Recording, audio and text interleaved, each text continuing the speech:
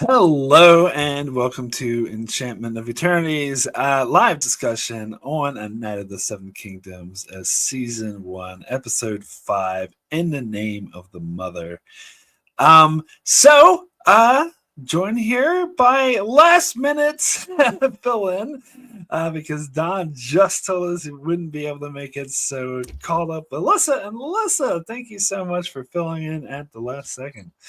Yeah, no problem. I don't know if you guys have seen those commercials where a husband is trying to take down the wasp nest or something and he can't do it, and the wife is like, Eli Manning, you're in, and it's like this real life backup quarterback from the NFL comes running in and does the husband's job, and then that's what I felt like. I'm the backup, running in at the last second to take care of Don's job for him, but I won't do it nearly as in an informed way as Don does, because he knows way more about this material than I do, but I will do my best.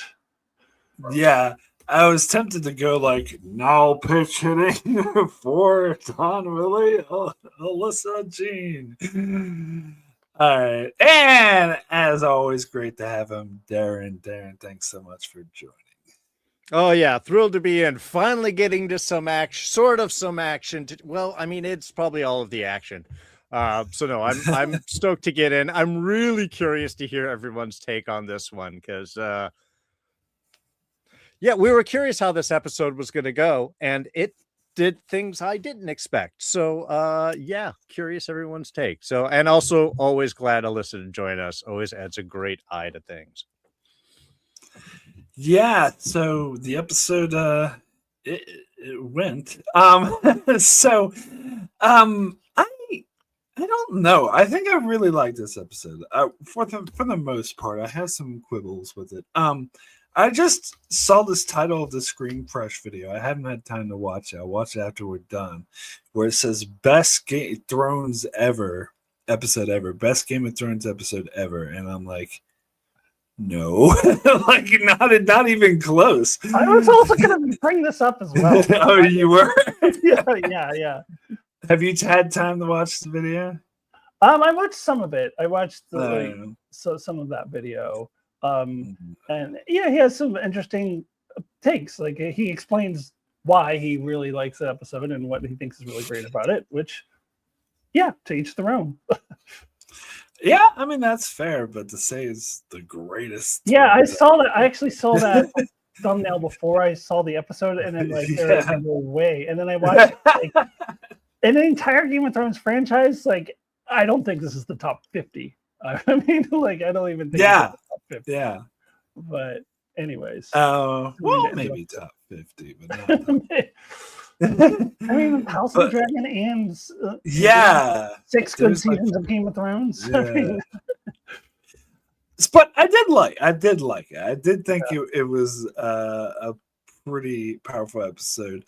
I feel like, as my username suggests, as well, not so much unnecessary flashback, more like poorly placed flashback. I feel like this should have been earlier in the season, and I feel like that the only reason they put it here is to pad this episode for time, because they couldn't do an entire episode of the fight because there wasn't enough stuff, and they wanted to end the episode right where they ended it, and they wanted to end last week's episode right where they ended it, and so they're like, oh well, let's just throw in some flashback. I like the flashback, actually. We're gonna get into that. I thought it was powerful, or at least the first part of it. The second part, not so much. But I liked it. But this is not the right place for it. It felt disjointed. It felt like, oh, let's start the battle, and right in the middle, let's do this flashback sequence and then go back to the battle. I don't know. It felt like discombobulated, but I like the flashback itself, and I like the battle itself. I just think the structure of the episode was just a bit off. And we'll get more into the battle as well, because I have some issues with that too. But I'll get there when we get into that. Overall, I liked it. I usually don't give ratings, but I'll say 8 out of 10 area for me. I know some people were saying last week's episode was better. I might agree with that actually. But anyway, Alyssa, let's get your thoughts on this episode. Yeah, I liked it. I think that it's probably my favorite of the season.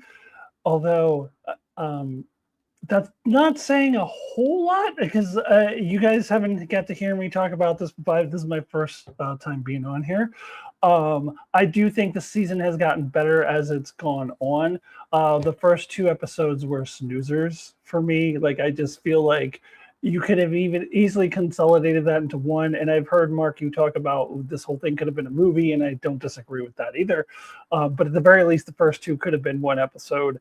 I felt like the first two episodes was just him going up to some lord and going, "Oh, you knew my master. You may not remember him, but you knew him. Please let me join the list." "No, I don't know who you are. Go away." Like, over and over and over. That's what it felt like to me. And I think as the show has gone on, it has really picked up and got more interesting. I did read the book years and years and years ago and didn't really remember much of anything. I do remember thinking at the time, because even back then people were like, "Oh, they should make a show out of this." I remember thinking, I don't know that this should be a show. Like, it might be better as a book. But I will say that it's gotten better as it's gone on.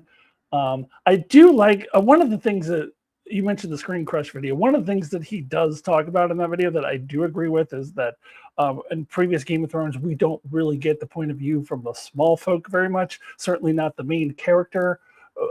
Being a small folk, like somebody who grew up in Flea Bottom and somebody who's like the underdog. So I do appreciate that about the show, and this episode in particular. Even though, like, we know, even if I hadn't read the book, of course he's going to win. Like, they even spelled it out for you earlier with that dream that the guy talked about with him, the dragon, and all of that stuff. Even though you know the outcome, it's still like really exciting. You're always rooting for that underdog. Like, looks like he's dead, and like Egg shouting at him. It was very dramatic. Like, get up! And I did like the incorporation of the what's his name? The knight, Sir, what's his name? His master? Oh, Arlen. Sir Arlen. Yeah. Like, get up. I do like the incorporation of that. I do agree with you that if they were going to have this flashback, it probably would have made sense to have it in an earlier episode, and maybe just here flashback to that again, like from the thing we've seen from a previous episode. Like, get up, because that part worked for me. But the problem I had with the flashback is that it took me completely out of the story. I didn't understand where we were, who this was. In the beginning, I thought that we would flash forward to the end of the battle. I thought that dead guy was like I couldn't remember what everybody looks like. I thought he was like the red-haired guy who like betrayed Dunk. Like, I thought this like a flash forward to after this battle, and there was two random kids like gathering things, and like, who are these kids? And then, of course, I figured out that was Dunk when he was younger. I'm like, oh, this is a flashback. I was completely not understanding what was happening. And I was like, and I think a large part is because, has this girl been mentioned before? And if she has, it was like in passing, and I don't remember it. And I don't know if like it's a character from the book people know about, but that doesn't count. It has to be in the show.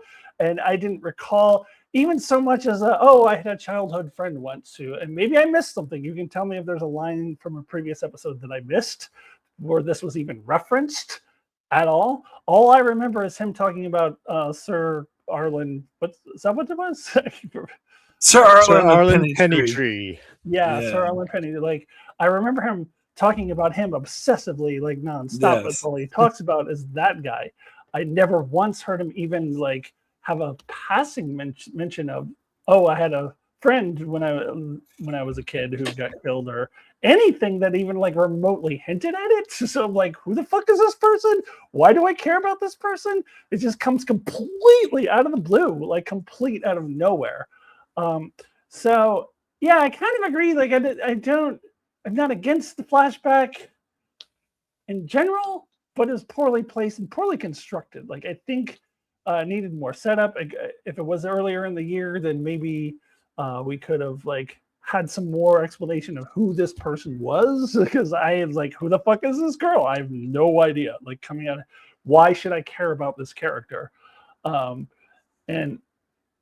in the end of the flashback, though, it does like I do care because of the emotional impact that it has for Dunk, and then just kind of how that ties into his whole story overall. And I think it does tie into his journey and what he's doing right now.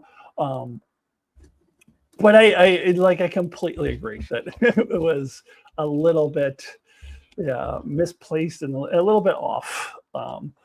But so yeah, that's why I couldn't imagine saying this is one of the best episodes of Game of Thrones. But I still think, despite that, because it was power, and we'll get to that ending. It was a very powerful ending. Probably my favorite episode of the season, though I could see an argument for last week's being better as well. I would not argue that too much. All right, so I'm just going to throw out the question first to you, Mark, because I think you're the one who has experienced the book more recently. Was this at all in the book, that flashback sequence? So, I would have said no, but I watched some videos that explain that this flashback was mentioned in the third short story, which I have yet to read. Okay. Like, so I'm right in the middle of it. Yeah. Yeah, so it's not in the Hedge Knight at all. Yeah, all it's not in the first story at all. All right, good. It didn't feel like that. And that's where really, I mean, I've got very little to add to both of those statements. Was the episode, as it was handled within its own sense and its quality and presentation and drawn and the characters and all that? Yeah. Top to bottom was very engaging. But man, the pacing on this show is really off for them trying to squeeze and fit this model and add unnecessary stuff. Like, the bribe scene, is that ever going to go anywhere? Maybe next week, but it doesn't feel like it. And this feels like another scene that was like, because we asked last week, how were they going to do this? I thought they'd do the battle and, they'd end at some, climactic, point. And they did in a way. But yeah, not a whole lot to the battle, not a whole lot to see. And especially we capture this only really from Duncan's perspective within the battle and everything. So yeah, just where they put it in, you're right, it totally threw me off. I didn't know what I was seeing at first, and then I catch it up. And then to be honest, it gave me a different feel for Dunk having this scene versus everything else that's brought in. This is a much more complex, thoughtful Dunk than what seems to be his older self. So it felt a little out of place. But I mean, yeah, they were good. It was, the scene was all great, and emotional.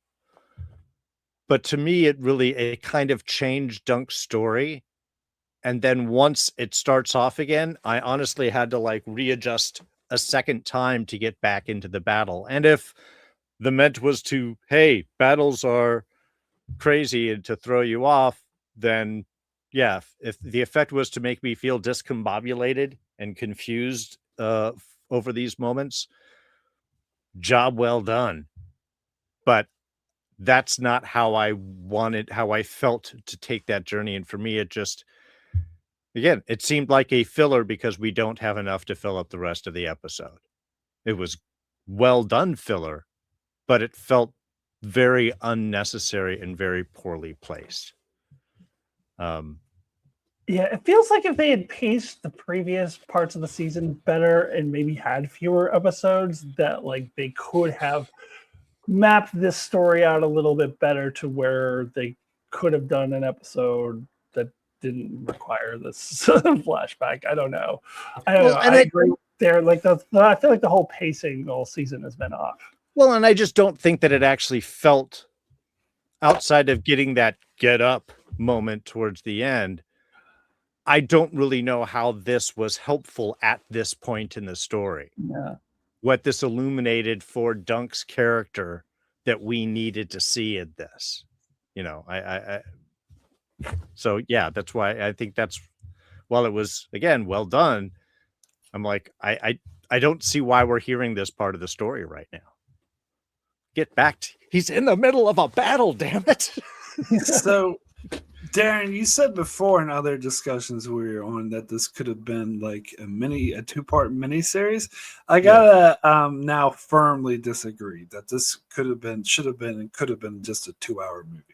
Oh yeah. It's not 2-hour movies, because it's obvious like they're doing stuff like this. It's obvious they're padding it because Game of Thrones is always a show, so they want this to be a show. And they're like, okay, but we got to cut it down to half-hour episodes. We only have 6 episodes, and even then, like, they don't seem to have enough story to. Yeah, this is a little too much stretch out. And also, I can't remember who said it last week, whether it was Don or the chat, but somebody asked how many blurry point of view, helmet point of view shots we were going to see in this episode.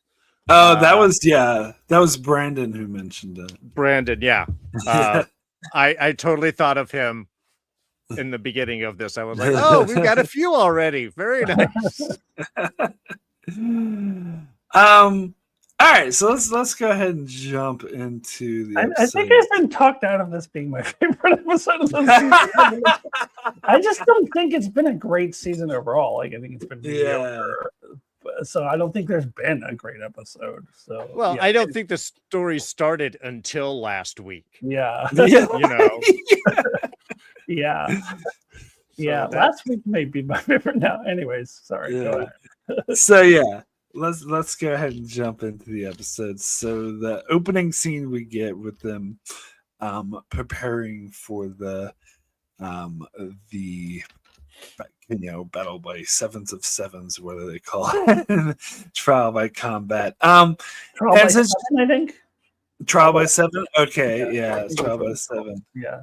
Yeah. And it's interesting you get Baylor sort of, saying, look, this is how we go, because he is the most experienced. It makes sense, but you get kind of some pushback from Sir Lionel Baratheon. You can tell that he's not a big fan when he was like, and the other guy too, the one-eyed guy died.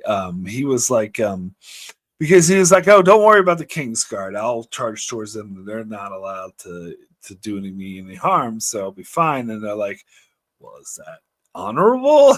It's like, is that okay? And he's like, well, yeah, sure, the gods will tell us or whatever. So and you can tell there's like a little bit of tension, and Lionel says something about, you're the favorite son, your mother's favorite, and it's the people who aren't the favorite are the ones who fight better. So you saw a little tension there, but for the most part they were willing to work together, and you did get a sense of leadership. And of course you also got Dunk and Raymond throwing up. I think Raymond threw up first, which sometimes calls chain reaction, and then Dunk threw up, and was the Beesbury guy. It was like, oh, these green men, but of course they survived and he didn't. But but that's another thing. So yeah, I thought this was a nice little preamble, and yeah, we get the blurry scenes like Brendan mentioned last week. I kind of expected this because that's how it was described in the book. In the book, they really described how he could barely see and he was freaked out. And so I thought that actually I liked it. I thought they didn't do it too much. I thought that was a nice way to put you in his mindset and how freaked out, and how when everyone charged, he just stood there frozen with fear. And I didn't realize this till it was pointed out, but apparently it's Egg yelling at the horse, because Egg was training the horse earlier in the season to follow his commands, and it was actually his commands that got the horse to move. Which I don't know how I feel about that. I'm torn. I'm torn if that makes Duncan come off as, like, I know he's not a experienced brave knight, but I don't know. I don't know how I feel about that. But part of me likes it, part of me doesn't. But yeah, and then of course the battle starts and blah blah. We'll get to the rest of the battle later. Anyway, yeah, Darin, let's start with you. What you thought of this opening part? I will have to say that I don't think it was just Eggs yelling that got the horse going. I think that it was both the horse and Dunk being inexperienced. The horse doesn't know that it's time to go, and Dunk doesn't know it's time to egg on because he's in that, high adrenaline moment. To me, I got that Egg was the encouragement because they do show Dunk putting spurs to the horse and the horse taking off right after that. But it was kind of like, to me, it all came together. So to me, that was really more of the three of them connecting. So I could yeah. be wrong, but I just watched it for a second time. I was paying close attention to that scene, and it seemed to me that the horse was moving on its own accord without Dunk's help at all. And I heard someone else say in another video that it was Egg's command is why the horse moved. I mean, again, I didn't get a chance to rewatch it today. I just remember when I saw it, that is the impression and visual that I had. Was that, he was kind of getting him to go, but it was more of them sinking into the moment than just being on Egg right there. That's how I saw it. Otherwise, honestly, while I made the crack about the visor there, just because Brennan had brought it up last week, I agree with you that it actually, I think, worked in this. It wasn't overly done. We weren't seeing whole sections, but they did do it kind of nicely how you're distracted and then you turn and look and suddenly someone else is coming at you. And I think that worked really well. But no, I mean, I think they got this going very nicely, and the emotion going into the fight, how the experienced knights are off and ready to go, and how Dunk really has to take a moment before he gets into it. And we'll talk more about the fight later on when we get to that part.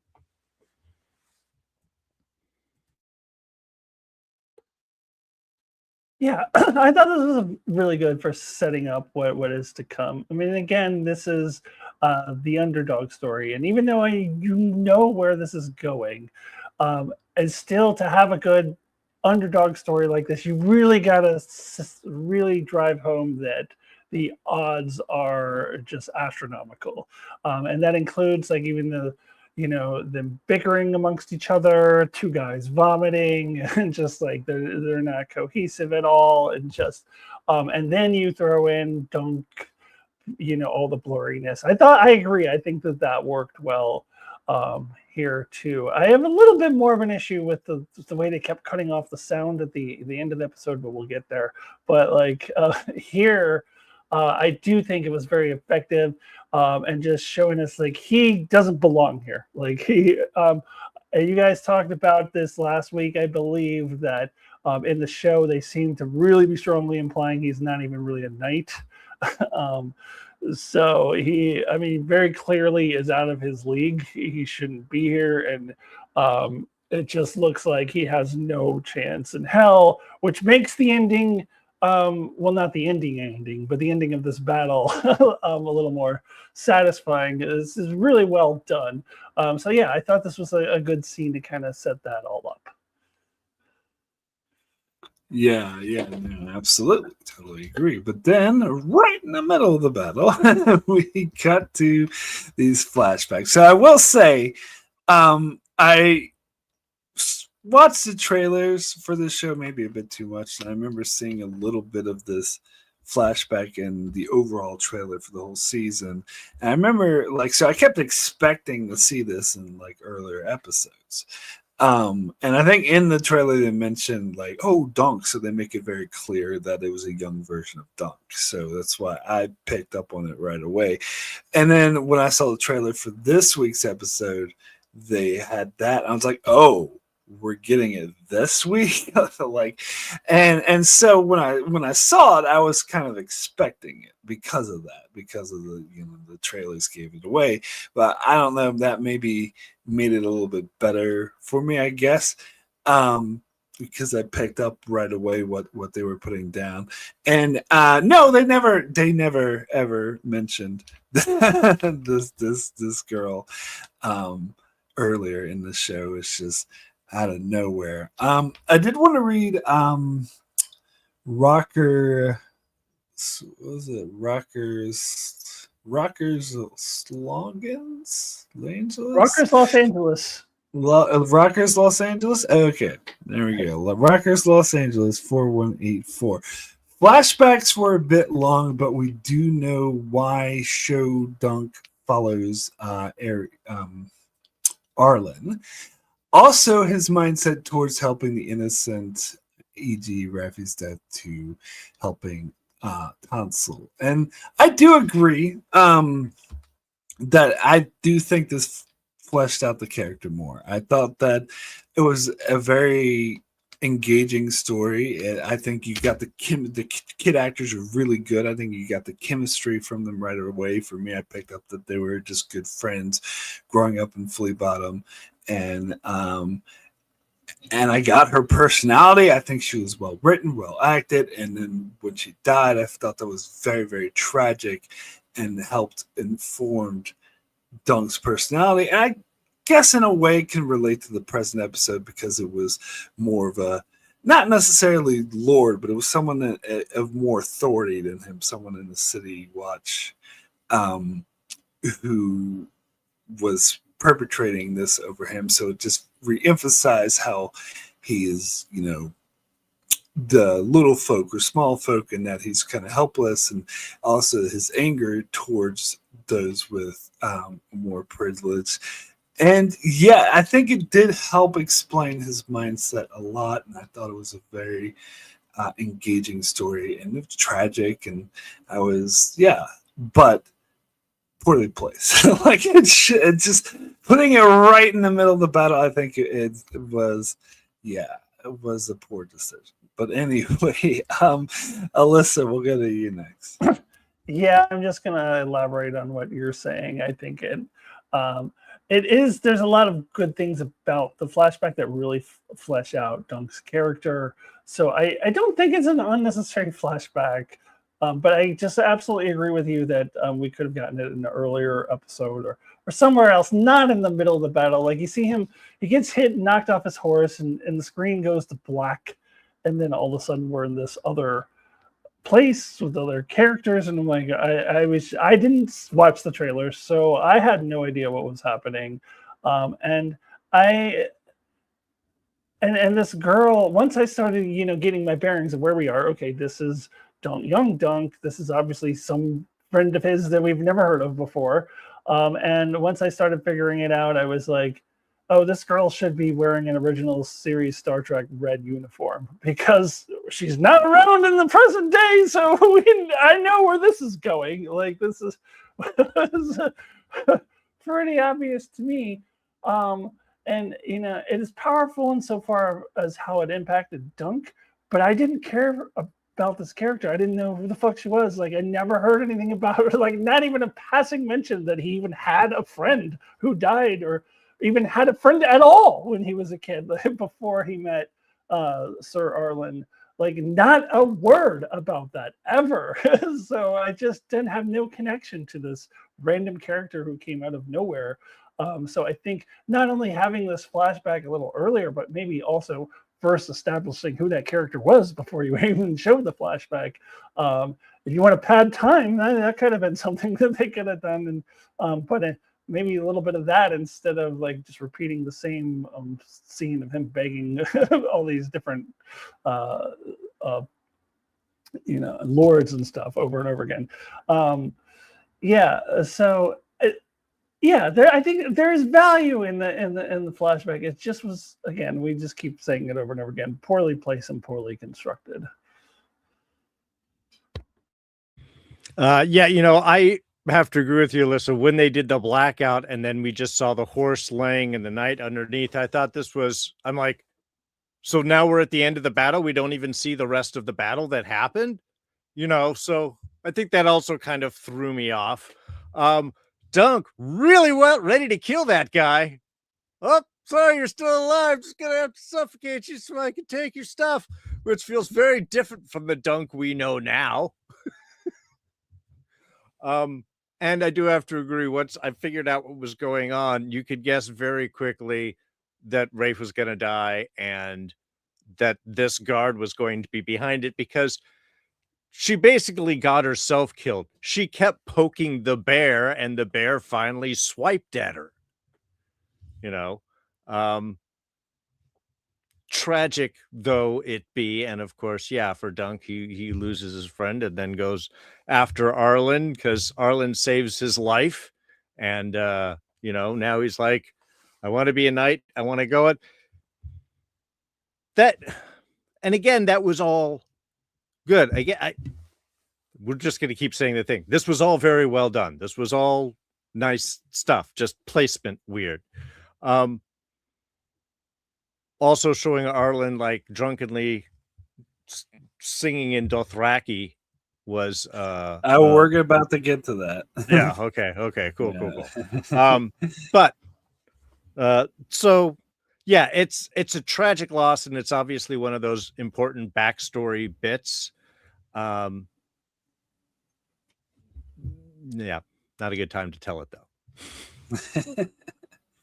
I will say I had a different interpretation of the scene with young Dunk and the knight who was dying. I saw it more of like he saw that he was suffering and that he wasn't going to survive, so he wanted to put him out of his misery. That was a mercy killing, and it's that Rafe that kept him alive, which made him suffer a lot more because she thought, oh, we can get a ransom from him or a reward or something. So I thought she was the one who was sort of making him suffer. Oh no, I mean, I completely correct there. It was just an odd thing for Dunk to just be like, oh, you're alive. Well, yeah, it's better that I just finish you off right now. Again, I'm like, okay, we have a guy that's going there because you attacked a puppeteer and is defending the innocent. He's definitely matured over the years. So I guess that was just kind of the surprising moment, is how ready he was to help him cross that that line into the next world. Well, yeah, as I said, I think I saw it as like a mercy. But yeah. Yeah, we get the introduction. Apparently, this is where he met Sir Arlen. I did find that very interesting, and apparently, I didn't notice this until I watched a video that pointed it out to me. But the first time that dude was intimidating Dunk and Rafe, and this old guy walked out, slammed into him, and Rafe and Dunk slipped away. That was actually Sir Arlen there. I didn't realize he showed up there, and then he showed up later. And it just seemed to come out of nowhere. Go, in the name of the mother, let that boy go. He like opened the door. I was like, how did he even know that that someone was being attacked? But they were able to write that in that way, Yeah, exactly. Because it was written that way.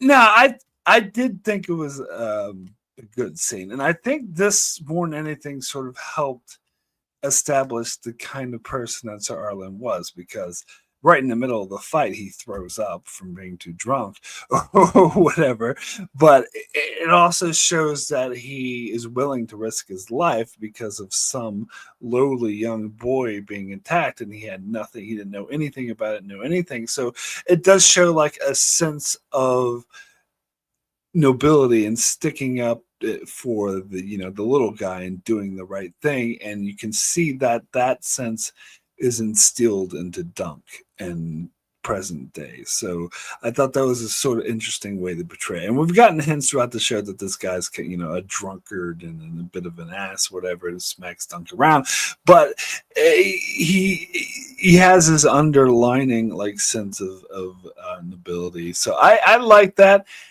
My least favorite part of the episode was Dunk falling after him, though. I thought this dragged out too long, especially since we need to get back to the fucking battle.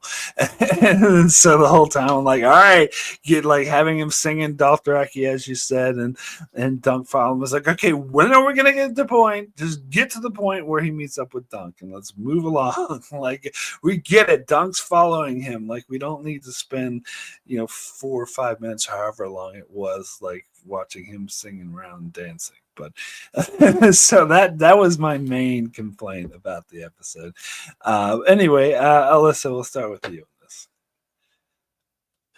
Yeah, I like the introduction of Sir Erlen. I think that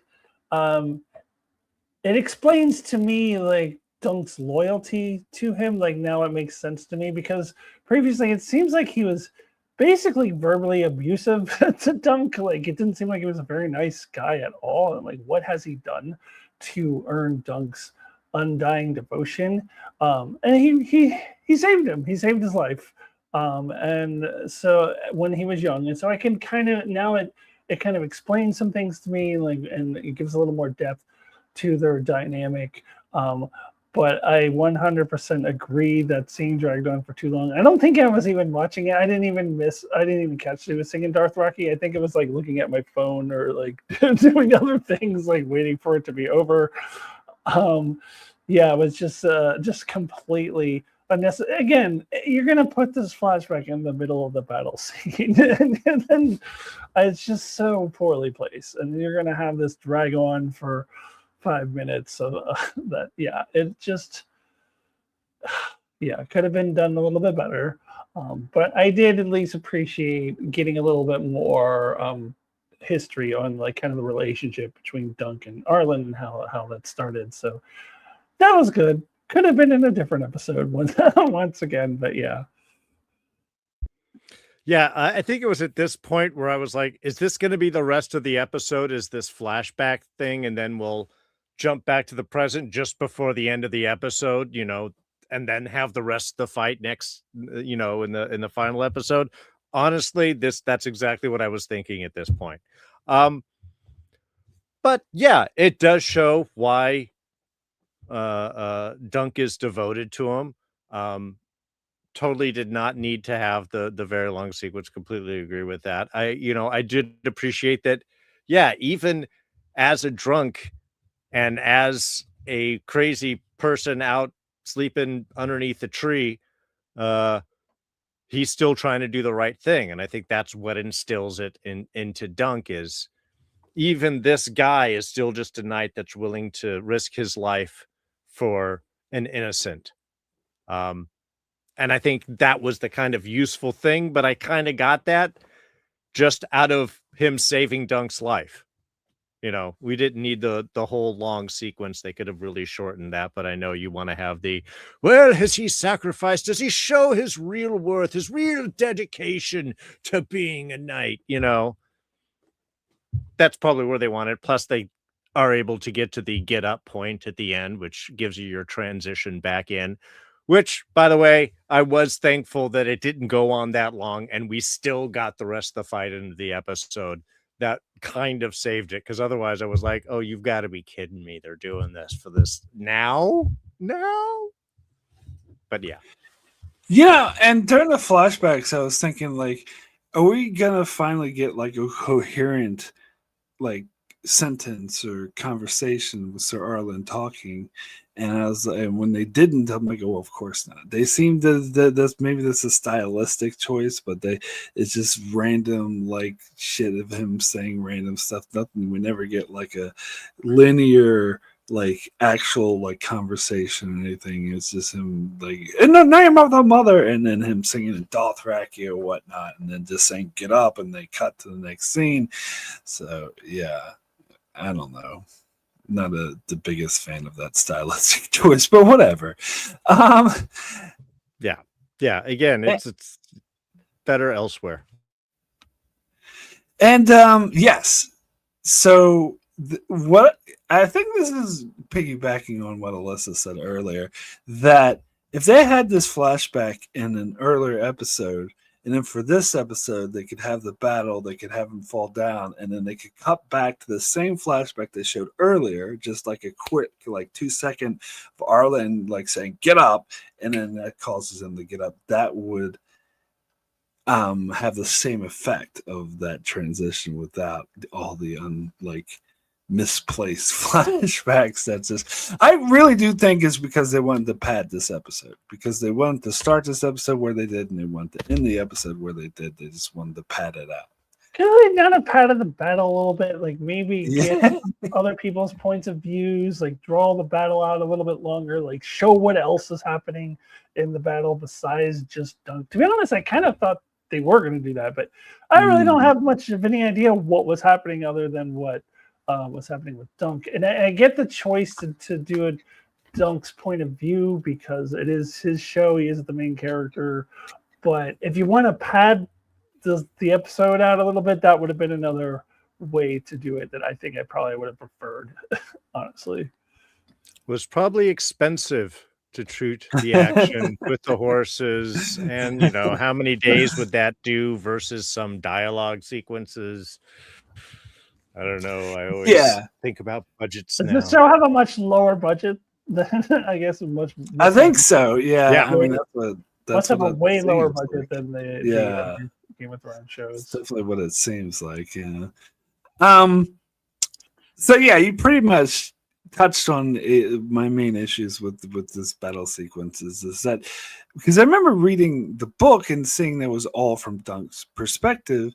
And I was like, because that happens a lot, though. Like in a lot of books that are translated to movies, when you see the movie, they expand upon just the viewpoint character and show everything that's going on. Like Game of Thrones did this a lot. Like the battle at the wall with Jon Snow. Like that whole thing was just from Jon Snow's perspective. But in that whole episode, they show all these other people and all over the wall and all of them fighting and all their perspectives. So I always remember reading this and I was thinking, oh, I can't wait for the show to expand upon this and show what's going. Nope, but they didn't do it. I totally agree that instead of doing the flashbacks, you could have showed more coherent. Like when I watched it the second time, I was trying to pay attention to what was going on in the background, but it's really hard to tell. You just see random horses going by really fast and like knocking Dunk down or knocking what's his face, Bright Flame. What's his name again?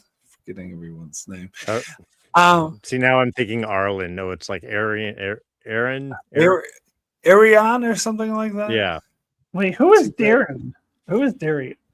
Which one is? Oh, that's the guy fighting on Dunk's side. Oh no, Baylor. Right, who's Baylor? Yeah. Baylor was the old one. Darin was Dunk's older brother who's drunk in the bar who said that he was going to just do one roll and then go down. Yeah. Yes, Ariane Bright Flame. Yeah, that's who he is. Yeah, too bad Don wasn't here to get our names right. But yeah, Baylor is the guy. Yeah. This is just another minor quibble I have with the show. I couldn't really follow who the Targaryens were without looking it up in World of Ice and Fire. Like figure out like, wait, okay, who's who, how are they related to who, because the show doesn't explain it at all. So if you're just the lay person viewer doesn't have a copy of World of Ice and Fire or doesn't have the whole lore memorized like Don does, then you don't really like know who these characters are. That's another. I mean, I think they go through it pretty quickly, but it's like shoots past you. Yeah, they don't do. I don't think. Yeah, overall, I was actually. And that's another complaint I had of the show overall is I felt like all these characters, I felt like I didn't really know them. Whereas when I read the book, I felt like I did.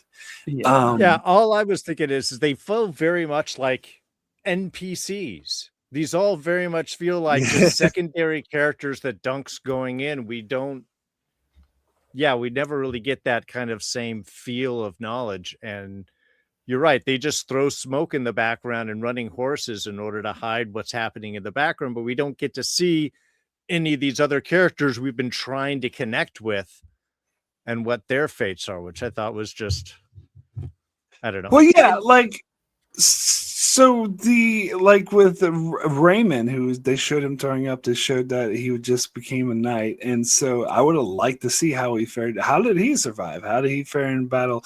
How did Beesbury die? So who was the other person that died? I couldn't figure this out. That's why I wanted Don to be here. Was it the dude with one eye, or was it the dude with the broken leg? I thought that I thought it was the guys on the other side that died, that their team actually did well. No, so they mentioned 2 people on Dunk's team that died. Oh, okay. So and afterwards, I thought the guy with the broken leg died, but I could be wrong. Well, look, between the 3 of us, if we don't really know, that's kind of problematic. Both Humphreys died. Okay. That's what Rogers is saying. Okay, which ones were the Humphreys? Yeah. I'm pretty sure they said Beesbury died, though. I thought I remember them saying that. Anyway. What kind of a review show is it? We don't even know who died in the battle. Which one was Beesbury? He just showed up at the end, and he was there at the start of the episode. And I think he was the one that said, "Oh, green boys," when they were throwing up. Oh, was that the guy with the broken leg? No, I thought it was a different guy. I thought that was the guy who fought Arian in the where Arian killed his horse. Wasn't it that guy? No, there was another guy too. He was there. Maybe he's the one who said it. I can't remember, but there was. It's hard to describe. He was like skinny looking. He had like a yellow thing on. But anyway, I'm sorry. I'm sorry that I'm no Don. Like I cannot explain to you. And I don't think it's I rely on Don to know this stuff. I don't think that. Alyssa's correct. Okay, about what that the guy who said these green ones. He was the guy. Okay, that was the guy with the leg who fought against Arian where he killed his. Yeah. Okay. But but Beesbury was there. He said something else. So I can't remember what it said. But anyway, pretty sure he's the one that did. But I think the fact that we're unclear about this is not like a criticism of us. It's the show itself did not make this very. It's like random. Like they just showed up at the last second. Like, oh, we're here we're here to help. They didn't really. Humphrey Beesbury and Harding. Harding. Yeah, Beesbury and Harding. Humphreys. All right. Okay. So glad we got that cleared up. But anyway, I would have. I would have liked to have seen that. I would have liked to, and when there was like random like horses going by and knocking like Arion down and shit, I'm like, well, who did that? Like the only one I could tell who was Sir Lionel Baratheon because they had those freaking antlers coming out of his. Like I know you are, and I guess I could tell Darin. No, not Baylor. Why do I keep calling him Darin? Baylor, I could tell him as well because he had like a Targaryen shield or whatnot. But yeah, when Dunk started slicing up Arion, and you could hear Makor's father like going, "My boy!" And there was 2 people holding him back. I'm like, who are those 2 people? Are they on Dunk's side and stopping him, or is that the Kingsguard not wanting keeping him out of danger? I couldn't tell. I couldn't tell who was good, whatever. But so I just wish, I wish that it was more clear. I wish that they showed more of it, different angles, different perspectives. I would have enjoyed it a lot more. Who was the girl who stood up and went, yeah, and like everybody like just like, oh, that was one of the I've seen her before, but I can't remember like who. Yeah, she was in the first episode. She was one of the women of the night who was sort of making fun of Dunk at first. She's like, "Are you mocking me?" or whatever, or something like that. This is one of them. So I actually like that though, because that showed how it was like because she was cheering for Dunk, that showed how like the little folk were really could identify with him and whatnot. Maybe because I couldn't remember which character she was. I do remember yeah, she was in the show earlier, so yeah. That's Baylor and Lionel were holding Maycor back. Okay. All right. Well, thank you. And Lady Rohan Weber. Okay. But yeah, so and also to talk about Darin's username, I think they overdid how much Dunk was getting stabbed. I know they wanted to make it so like, he was in a bad position. Looks like he's losing. They want to do this underdog story and they want to show how inexperienced he is. But come on, like he would be dead. But the amount of times that he gets stabbed, there's no fucking way that he would still be alive at the end of the battle. They overdid it. It's a classic movie. I always remember this from that movie Last Action Hero, where they're in the fake Arnold Schwarzenegger movie world. Or no, he was in the real world. He gets shot and he's dying, but then they take him to the fake Arnold Schwarzenegger movie world. It's like, oh, this is fine. This is just a flesh wound. He'll be fine.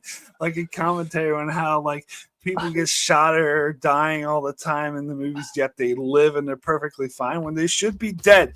And I feel like this is an example of that. Mark, you know what he was wearing, right? Yes. I do know what he was wearing. Very thick and sturdy and heavy plot armor. It was a good thing that Steely Pete was kind enough to make the plot armor for it. I'm gonna be honest. I know I'm complaining a lot, but I did like it. But as I said, I had some quibbles. Like, and the thing with him, like when he's like down, and Arian thinks he's dead. He's like, he's dead, and Egg's yelling at him to get up. Like, that was a very contrived moment for me. That felt like a very, oh look, he's getting up. He's still like.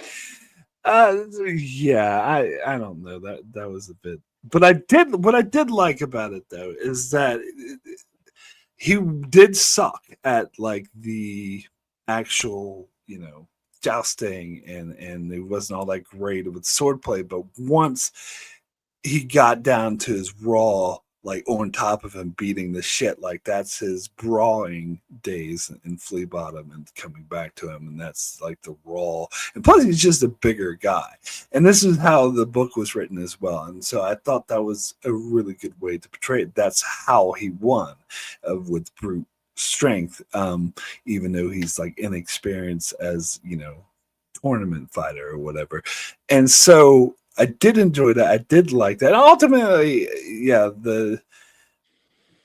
Alyssa, you mentioned the sound going out. I wasn't a big fan of that either. I was like, it was kind of distracting. Like, there's such a thing as getting too much into his perspective, I think, which kind of took me away from it. But yeah, I did like the battle. It doesn't sound like it, but I did. Yeah, Alyssa, we'll get to you next.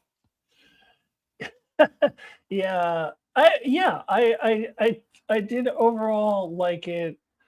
I mean, I think I like it less now that we're talking through it. Like, I do think that we could have gotten more to it, but as I was watching it, I had just a little issues here and there. I didn't mind the sound cutting off like once or twice, but I thought they went to that well a little too often. Where it's just like, okay, come on, this is annoying now. Like, I want to hear what is happening in this episode. So it wasn't a huge thing, but they just took that a little bit too far. And then, yeah, I agree about him being stabbed way too many times. You could have maybe had him get stabbed a couple times less than that. But yeah, I don't know. I like the scene when Egg was just like, get up. Wasn't a little contrived for the guy to say he's dead, but maybe, but I don't know. I didn't mind it. And it was a little, melodramatic. The guy's right about to blow the horn, and he gets up right in that moment. But I worked for me. I didn't have a problem with that. I kind of I wanted it to be dramatic, I guess. Like I wanted to have that Rocky moment where he's uh, he looks like he's down and out, and then he's getting up. So yeah, it worked for me, and yeah, you're right. Like it does make sense it's not unbelievable for him to actually win, because then once it kind of gets into brawling mode, and you're not relying on your skill with the sword or anything like that anymore, and you can just have a good old fashioned brawl. Dunk is a much bigger um, person and has more experience in that, and he's just gonna beat the crap out of you. That's what he knows how to do. So I didn't find it to be unbelievable that Dunk could prevail. And I believe you guys talked about this in the previous week about how Arian was why he chose the Battle of Seven or Combat of what's it called, Trial by Seven, rather than just a one-on-one, because I did read it as he was afraid to face Dunk by himself because of Dunk's size. So that does come back to get him and show him that he can't face Dunk one-on-one. So yeah, I did. It worked for me, but yeah, I share your little quibbles with some of the things that they did. Yeah. No, I will definitely say, look, let's do the stuff that really worked for me in this. One, the chaos of the battle. With the horses suddenly going by and you're getting knocked, or you're reacting off of one and then someone else is coming at you at the same time. I thought that was something that they did really well. They definitely, from a fight choreography standpoint, blew it out of the water to show that Dunk was not as skilled and he was only dangerous up close. He uses his size to fight. And I thought that was beautifully done in this. When they were at a distance, it was in trouble. But once it started getting close, I was like, uh-oh, Aaron, you're in trouble. No, once he gets into grappling range, you're screwed. Because then all of your swords and stuff, that's not really going to make a difference. And I think that worked really, really well. But again, same quibbles as you guys. Way too many injuries. Let's not forget, he gets lanced in the beginning first, and then he gets stabbed all of these other times. Which, yes, he is a big guy, and that's what you're kind of leaning on, is he's just so big. He could put lots of holes in him, and you can't kill him. And I think that worked for a while, but the horses in the background, like the fog in the background, like the stabs, they go to the well a few too many times. And I think that's what kind of undercuts some of these scenes for me. Yeah, even him going down and being kind of out was too much on the Rudy, except Rudy's short and Dunk's tall. But I think that was just the a little too tropish, but I think this overall worked. Yeah, I mean, I could critique. I'd like to see what else was going on the back. I don't think they needed to do so many stabs and still have people go.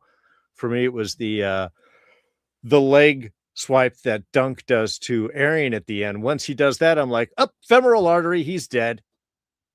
Nope, not that deep. Apparently, he could still walk around, though that was probably going to be a serious, adductor cut. But I think overall it worked. I was there with the moment, and I think they ended with a good turnaround for that. Once he gets up and forces him or drags him across the field. I yield. No, you're not close enough to everybody else. Let me drag you across the field and then pick you up so they can hear you. So yeah, overall it worked. I just, I think they went to the well a few too many times with some of those moments. Yeah, I'm glad he dragged him across the field. I I knew he was still gonna win, but I was a little bit worried that he was just gonna just be like, "See, he yielded," and then and like just trust Dunk's word on it, and then he was like, "No, I didn't," and they were gonna make it a little silly. But I like that I like that he did that, and I thought that was a really powerful scene. I like the scene where Dunk says, "'Tis but a scratch." Totally a flesh wound, sir. All right, so then we get the ending, which I thought was very powerful. It was really closely followed from the book, and I think it was just as effective as of well. I was wondering if this would come off as like too silly on screen, the way that, like, as much as I love Breaking Bad, the way they have Gus Fring's like face half ripped off or whatever, which is like just walking and adjusting his tie, like that's not how that works. But I actually thought this really worked. I thought the way they did it wasn't too, like, I thought like half of his skull could have been missing or something crazy like that, but it wasn't. Like, I think it kind of made sense that the helmet was kind of holding it together, and as soon as they took it off, it's like, and so that I bought, and I thought it was actually, I was a good twist in the book, and I thought it was a good twist in the show, because you're worried about Dunk. He's the one who looks like who actually should be dead. He got stabbed a jillion times, and how he's sitting there and everyone's tending to him, and he's like, kneeling before him, and he seems like okay, but just a little bit out of it. And like the more you go, the more out of it he seems, until that happens. So I actually liked that. I thought that was really powerful, and it was a powerful way to end the episode with Dunk sort of crying over him, and this, I'm sure, is what the next episode is going to be about. Dunk thinking, is my life really worth that? Of like, the hand of the king was supposed to be the next king, and like, it was actually a really good man. So yeah, I thought that was a really powerful ending. But Darin, your thoughts on this? Yeah, again, it's one of those that I had totally forgotten about, and they played it beautifully well. Once he's like, "Can you help me? It's kind of stuck my visor." I was like, "Uh-oh." I think what it was that he says, "My hand feels a bit like wood," or something weird, like that. I was just like, "Oh, that's not good." Now, also, the back of the head's the occipital lobe. That's where your vision actually is. So I was kind of surprised he could see as well with that much damage to that area. But that's being nitpicky. Overall, I think it worked really well. Yeah, once they pulled it off, they did a great reveal off of everyone, and then a show to reaction, and then us seeing it. They didn't keep it long, so it just was disturbing. And especially, for Dunk, who was just at that moment like, "I'm your man, like, I want to be a knight for you. I'm gonna be Baelor's knight." There was like that moment where there was something of him really achieving a thing, and then that being taken away, because one, obviously, if he dies, he can't be his man, but also it's, we didn't accept you into our family or anything like that. It's your word against anyone else's. It's just, there's so many layers of tragedy, I think, that they layer into that moment. And I think it worked extremely well. And yeah, totally that's definitely where you end the episode. Yeah, I mean, they had to start it where they did, and they had to end it where you have to end it there. So Mark was right. The flashback was there to just kind of, so we could have that beginning and we could have that ending, but we need something in between. I still would have preferred more of the battle. But yes, this ending was the perfect place to end the episode. As I said, haven't read the book in a very long time, so I wasn't expecting this.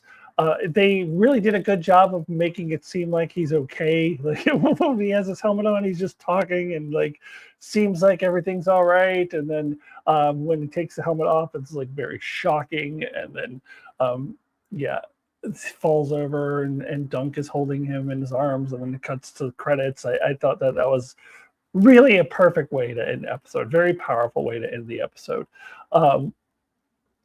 So yeah, I think the episode starts well, ends well. Some of that in the middle could have been a little bit better, but yeah. Uh, so I don't really have much else to add to that.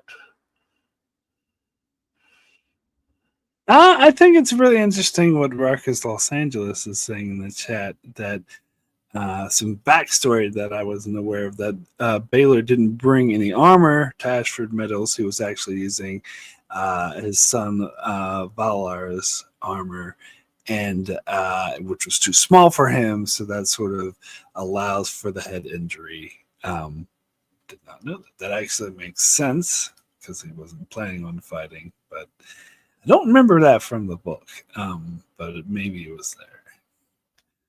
But yeah, it makes sense regardless. So for those that consider trailers or promos for the next episode of Spoiler, you might want to skip this little bit.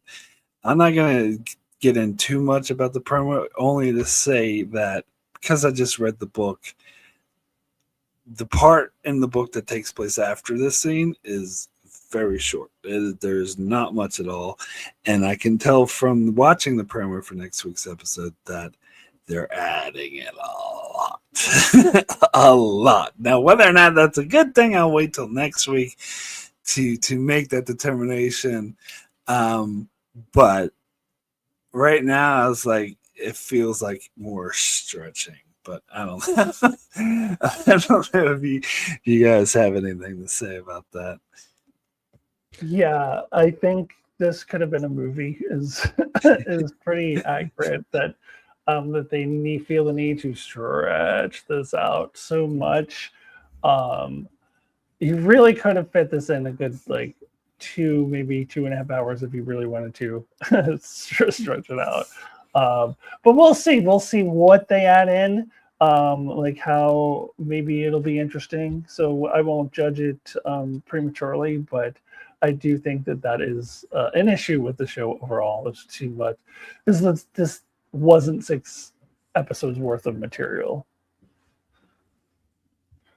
Yeah, I actually didn't fast forward to watch the preview for next week's episode. I am not surprised to hear that it feels like a bunch of filler. I didn't remember there being a whole lot after this, which is why I was thinking there would still be part of the battle and then the wrap up and all of that into next week. Streaming is weird, man. They take short stuff and stretch it out longer than they take long stuff and squeeze it down into tiny little bits. It's like, it's got to be 6 to 8 episodes. I don't care how much material we have. Just hack it or move it. An hour episode, a half-hour episode, it doesn't matter. Just 6 to 8 episodes. Yeah, so Rockers asked if anyone's looking forward to Lionel's conversation with Dunk. I am. I think that tease in the trailer looks interesting. But again, I'll sort of reserve judgment. I'm curious to see what they're going to do with it. Yeah. I mean, I think maybe some of the other stories might have enough material to do an actual 6-episode kind of season like this. I don't think this first one necessarily do from what I remember. But I also remember the first one being kind of like little draggy and then starts going. And then the rest of the stories I thought carried on a little bit better. So, I mean, obviously we'll have to wait till season 2. But yeah, to have done like a movie intro and then have seasons after that might have felt a little bit, their pacing would have been felt. Because yeah, that break in the middle just kills the momentum. You're finally up and ready to go, and it's like, all right, ready to go. Okay, well, we're gonna take a break now. Why don't you guys catch some lunch, and we'll be back in a half hour. Okay. It's like,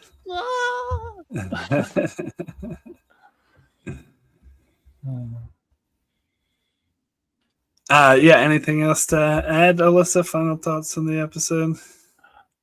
No, I think I've pretty much summed it up.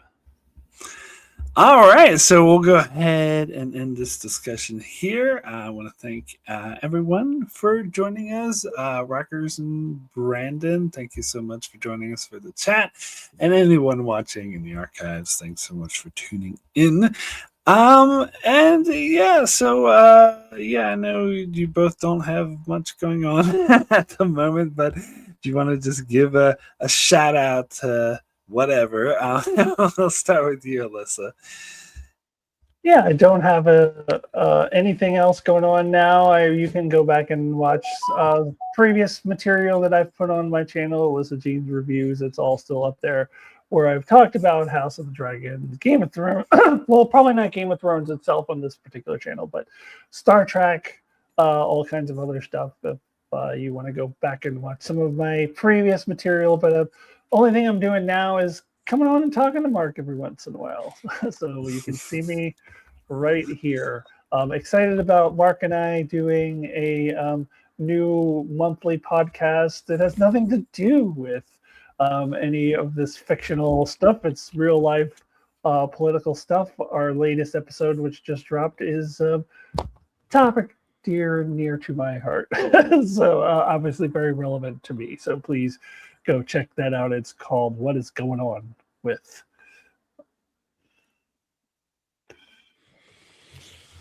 Cool. Yeah, I'm basically just here with Mark doing this. I'm in a break over at my channel. Probably be back for season 2 of Daredevil Born Again. You can catch me over on Smirking Gun. I just did Fallout season 2 with Rob. Yeah, that's pretty much in a mid spot right now. You know, it's winter time, regathering strength, hibernating slightly until spring, or at least more comfortable weather. As for me, no rest for the wicked, as they say. I stupidly decided to review every single episode of the Star Trek franchise, and I'm gonna do it, damn it. I'm gonna stick to it. Currently in season 5, or about to wrap up season 5 of Deep Space Nine, season 3 of Voyager, and every episode of Star Trek before that. I've already covered on my channel. You can check that out. Of course, I'll be here every Monday. Well, we got one more Monday left of Night of the Seven Kingdoms next week, and covering Star Trek Starfleet Academy, new episodes on Thursday. So you can check me out on that and other random shit I do randomly from here to there, but mostly focusing on Star Trek. Anyway, yeah, thanks everyone for watching. Thanks for joining, and we'll see you next time.